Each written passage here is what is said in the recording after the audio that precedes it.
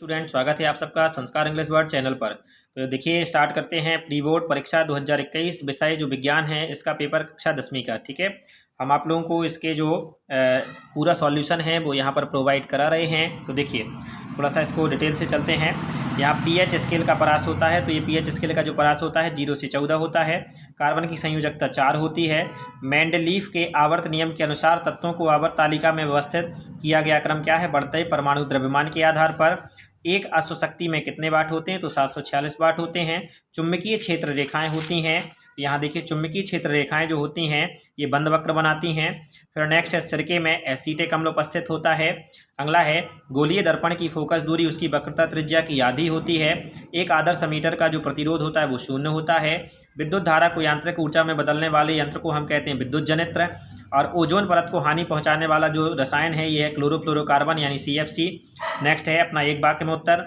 यहाँ रासायनिक अभिक्रिया में भाग लेने वाले पदार्थ कहलाते हैं अभिकारक। चींटी के डंक में कौन सा अम्ल उपस्थित होता है? तो ये होता है मेथेनोइक अम्ल। आनुवांशिकता का जनक किसे कहा जाता है? तो ग्रेगर जॉन मेंडल को कहा जाता है। समतल दर्पण की फोकस दूरी क्या होती है? तो अनंत होती है। पौधे अपना भोजन किस प्रक्रिया द्वारा बनाते हैं? तो प्रकाश संश्लेषण द्वारा। ठीक है, चलिए यहाँ पर ये 5 नंबर इसके बाद आता है मैचिंग यानी सही जोड़ियाँ। तो सही जोड़ी में पित्तरस, तो पित्तरस जो है पित्ताशय में स्रावित होता है, लेकिन हमें यहाँ पित्ताशय में यहाँ कोई ऑप्शन नहीं है, तो यहाँ पर बसा लगा दिया। ट्रिप्सिन जो होता है ये प्रोटीन है। और यकृत जो होता है इसमें यूरिया का निर्माण होता है। स्वापोषी भोजन जो होता है ये पौधे करते हैं। विषमपोषी जो भोजन है वो कौन करता है? कोई भी जंतु करता है, यानी हिरण यहाँ लिखा है। क्लियर? तो ये अपने टोटल ऑब्जेक्टिव जो थे कंप्लीट हो गए हैं। अब आते हैं अपने यहाँ पर क्वेश्चन आंसर। ठीक है, तो चलिए क्वेश्चन आंसर का सॉल्यूशन अपन जल्दी से करते हैं। और इनका जो आंसर है लिखने का तरीका हम आपको कॉपी में के माध्यम से प्रोवाइड करा रहे हैं। तो लीजिए, ये है हमारी, ये देखिए, चलिए तो ये आपके फटाफट इसके स्क्रीनशॉट लेते जाना है और टाइम नहीं लगाना है। ये क्लियर? ये पहले वाले के आंसर हो गए आपके। सेकंड नंबर के आंसर ये हैं आपके पास ये। ठीक है, एसीटेट आदि विद्युत जनित्र और CFC। फिर आते हैं क्वेश्चन नंबर 3। तो क्वेश्चन नंबर 3 जो है, क्वेश्चन नंबर 3 के आपके पास आंसर ये दिए गए हैं। और फिर आते हैं क्वेश्चन नंबर 4। तो क्वेश्चन नंबर 4 में मैचिंग है, ये आपकी दी गई, इस तरीके से आपको लिखना है। ठीक है, फिर आते हैं क्वेश्चन नंबर 5। क्वेश्चन नंबर 4 तक तो अपन ऑब्जेक्टिव कर चुके हैं। धावन क्वेश्चन नंबर 5 हमारा क्या कह रहा है? देखिए, क्वेश्चन नंबर ये 5 है, धावन सोडा के 2 उपयोग। तो हमने यहाँ पर ये धावन सोडा के 2 उपयोग आपके सामने लिख दिए हैं। इसका उपयोग कांच, साबुन एवं कागज उद्योगों में होता है। इसका उपयोग घरों में साफ सफाई के लिए होता है। Question number 5 complete. नेक्स्ट है क्वेश्चन नंबर 6वां, यानी क्वेश्चन नंबर जो 6 है, इसमें कह रहा है सहसंयोजी आबंधन किसे कहते हैं? आबंध किसे कहते हैं? तो सहसंयोजी आबंध में है 2 परमाणुओं के मध्य इलेक्ट्रॉनों की साझेदारी से बनने वाले आबंध को ही हम सहसंयोजी आबंध कहते हैं। नेक्स्ट है क्वेश्चन नंबर 7, इसमें है कार्बन के 2 गुण कौन कौन से हैं जिसके कारण हमारे चारों ओर कार्बन यौगिक की विशाल संख्या दिखाई देती है? तो देखिए, यहाँ पर इसका आंसर ये है कि कार्बन के 2 प्रमुख गुण जिसके कारण कार्बनिक यौगिकों की विशाल संख्या में दिखाई देती है। नंबर है चतुसंयोजकता और दूसरा है श्रृंखलन क्षमता। नेक्स्ट आ जाते हैं क्वेश्चन नंबर 8 पर। तो क्वेश्चन नंबर 8 है, न्यूलैंड के अष्टक नियम की सीमाएं लिखिए। तो यहाँ देखो, न्यूलैंड के अष्टक नियम की हमें क्या लिखना है? सीमाएं लिखना है। ठीक है, ये थोड़ा सा यहाँ पर न्यूलैंड का अष्टक नियम यदि तत्वों को उनके बढ़ते परमाणु द्रव्यमान के क्रम में लिखा जाता है या व्यवस्थित किया जाता है तो हर 8वां तत्व समान गुण। 1 मिनट, ये थोड़ा सा जो क्वेश्चन था ये नियम लिख गया है। आप लोगों को इसकी सीमाएं क्या करनी है? लिखनी है। ठीक है, चलिए तो इस वाले क्वेश्चन को थोड़ा सा सही से कर लेना। आप अपने वहाँ से क्या करना, थोड़ा सा देख लेना। चलिए तो फिर उसके बाद आते हैं क्वेश्चन नंबर 9।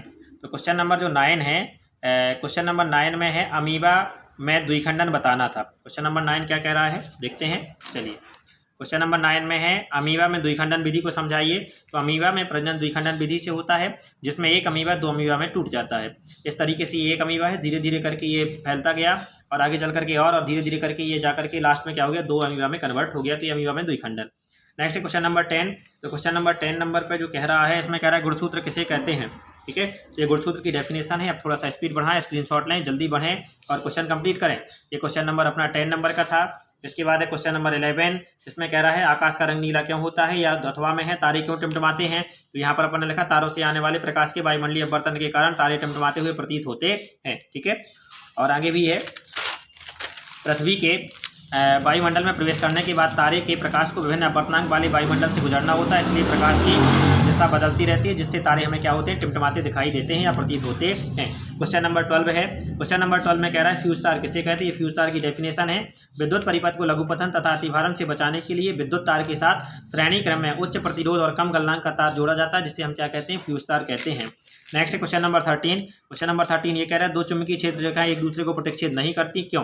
तो देखिए दो क्षेत्र रेखाएं कभी भी एक दूसरे को प्रतिच्छेद नहीं करती हैं। यदि वे ऐसा करें तो इनका यह अर्थ होता है कि प्रतिच्छेद बिंदु पर जो होता है वो परिवर्तन नहीं हो सकता है। सूची को रखने के लिए, ठीक है, या दिक् सूचक जो होता है उसकी सुई को दोनों दिशाओं की ओर संकेतन करेंगी, जो संभव नहीं हो सकता है। क्लियर? चलिए, तो इसके बाद आता है नेक्स्ट है क्वेश्चन नंबर 14। तो 14 नंबर का जो क्वेश्चन है इसमें है उत्कृष्ट गैसों को अलग समूह में क्यों रखा गया है। तो देखिए उत्कृष्ट गैसें जो हैं क्या है, अक्रियाशील, मतलब ये किसी से क्रिया नहीं करती। क्यों नहीं करती? क्योंकि इनका अष्टक होता है, पूर्ण होता है, ना किसी से लेती ना किसी से देती हैं, तथा प्रकृति में ये केवल वायुमंडल में अल्प मात्रा में पाई जाती हैं। ये आवर्त सारणी में बनने के बाद ज्ञात हुई हैं तथा ये अन्य तत्वों से बिल्कुल भी भिन्न है, इसीलिए इन्हें क्या किया गया है, अलग समूह में रखा गया है। क्वेश्चन नंबर 15 आ जाते हैं। इसमें है ऑक्सीश्वसन एवं अनॉक्सीश्वसन में 3 अंतर। ठीक है, तो ऑक्सीश्वसन जो होता है ये ऑक्सीजन की उपस्थिति में होता है, अनॉक्सीश्वसन जो होता है ऑक्सीजन की अनुपस्थिति में होता है। ऑक्सीश्वसन में क्या होता है, ग्लूकोज का पूर्ण विघटन होता है, और अनॉक्सीश्वसन में ग्लूकोज का पूर्ण विघटन नहीं होता है। ऑक्सीश्वसन में क्या होता है, 38 एटीपी ऊर्जा मुक्त होती है, और इस वाले में जो है 2 एटीपी ऊर्जा मुक्त होती है। क्वेश्चन नंबर 15 कंप्लीट है। क्वेश्चन नंबर आ जाता है 16 नंबर का। क्वेश्चन नंबर 16 कह रहा है किसी चालक का प्रतिरोध किन किन कारकों पर निर्भर करता है। तो किसी चालक का प्रतिरोध जो है ये निम्न कारकों पर निर्भर करता है। नंबर 1 चालक की लंबाई पर, दूसरा है चालक के ताप पर, तीसरा चालक के अनुप्रस्थ काट के क्षेत्रफल पर। क्लियर है? और चौथा है अपना चालक के पदार्थ की प्रकृति पर। ठीक है, अगर अपन ये 12th क्लास में होती तो इसको डिटेल से लिखते, चूंकि अपन 10th क्लास में, इसलिए कोई दिक्कत नहीं, ओनली इसकी हेडिंग बस लिख लेते हैं। फिर आता है क्वेश्चन नंबर 17 पे है। क्वेश्चन नंबर 17 का अथवा फ्लेमिंग के बाएं हाथ का नियम लिखिए। आपका फ्लेमिंग के बाएं हाथ का नियम लिखा है।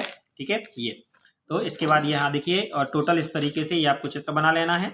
चलिए नेक्स्ट है क्वेश्चन नंबर 18, पर्यावरण प्रदूषण और खाद्य जाल या खाद्य श्रृंखला में अंतर। तो अपन ने यहाँ पर लिखा है खाद्य श्रृंखला और खाद्य जाल में अंतर। ठीक है, तो चलिए खाद्य श्रृंखला और खाद्य जाल में ये अंतर आपको दिया गया है।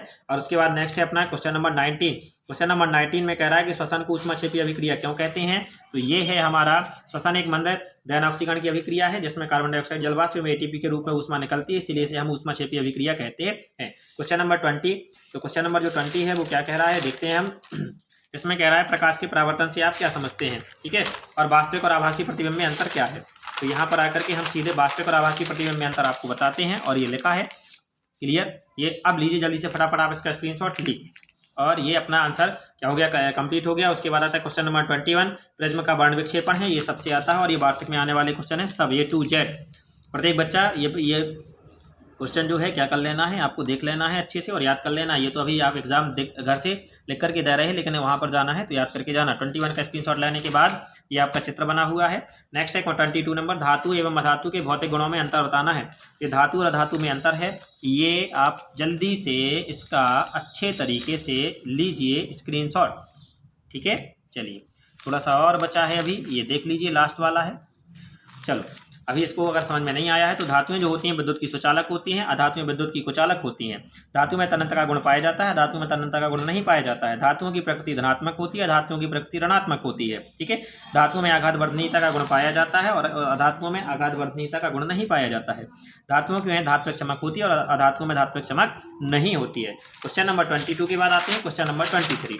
और क्वेश्चन नंबर जो 23 है इसमें कह रहा है, अथवा वाला क्वेश्चन है शायद 23, हाँ, स्वपरागण पर परागण में अंतर। तो स्वपरागण पर परागण में अंतर में आप फटाफट इसका स्क्रीनशॉट लीजिए। ठीक है, और ये 5 अंतर आपके सामने हैं, ये दिख रहे हैं। चलिए, और जो बचे हैं वो इस तरीके से हैं। ये तो आप लोगों ने इसका स्क्रीनशॉट लिया। क्वेश्चन नंबर 23 के बाद लास्ट वाला क्वेश्चन 24, और 24 है मेंडल के प्रभाविता का नियम, अथवा का क्वेश्चन है। इसका स्क्रीनशॉट लीजिए और अपने ये, ठीक है, ले लिया, और इधर देखें ये क्लियर हुआ। तो इस तरीके से हमारा ये साइंस का जो पेपर था ये पूरा कंप्लीट होता है।